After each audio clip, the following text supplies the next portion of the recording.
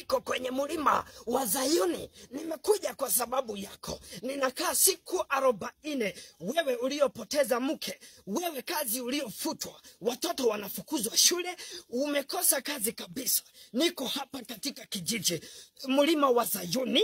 Tuma 500 kwa namba ambayo unaona kwa screen, ni paybill 48972. Tukiingia katika neno ya Bwana inasema, nyinyi mliyetuma ikana, nyinyi ambao maisha imewazidia.